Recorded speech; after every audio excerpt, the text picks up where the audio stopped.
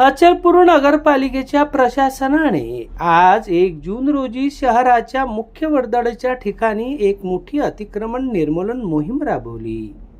जयस्तंभ चौक ते ब्राह्मण सभा मंगल कार्यालय या दरम्यान असलेल्या रस्त्यावरील बेकायदेशीर बांधकामे आणि अतिक्रमणे हटवण्यात आले.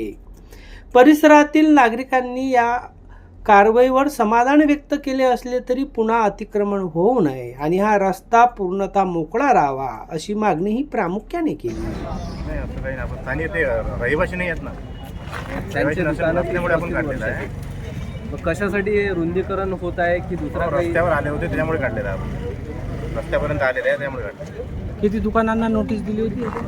हे 15 लोकांना दिले होते आपण नोटीस, आणि ते तो काढलेले आहे. काही अतिक्रमण थांबवल्या गेला दिसून येते, काय नेमकं कारण? नाही त्यावर मान्य कोर्टाचा हे आहे, स्टे आहे, त्याच्यामुळे आपण थांबतो. हां, कोर्टाचा स्टे असल्यामुळे आपण थांबलो.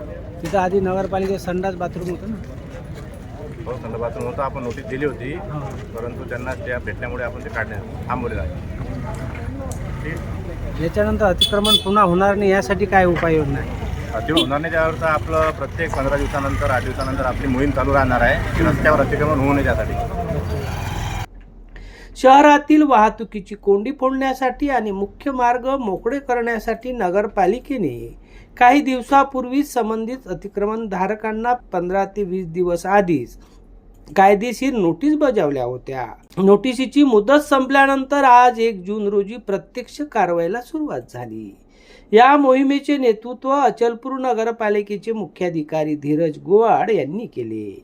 यावेळी पालिकेचे अभियंता मनीष शर्मा, अभियंता शुभम काळे, पोलीस प्रशासनाचे ठाणेदार सुरेश मस्के, बांधकाम व आरोग्य विभागाचे अधिकारी कर्मचारी प्रामुख्याने उपस्थित होते.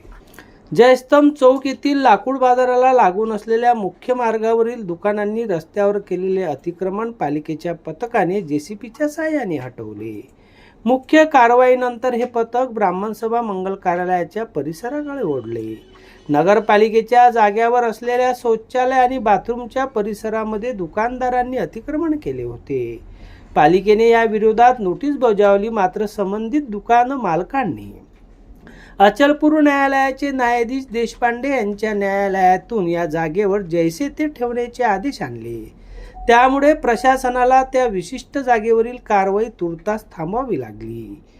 नगरपालिकेच्या मालकीच्या जागेवरच अतिक्रमण असताना न्यायालयाकडून स्थगिती मिळाल्यामुळे स्थानिक नागरिकांनी तीव्र नाराजी आणि असंतोष व्यक्त केला.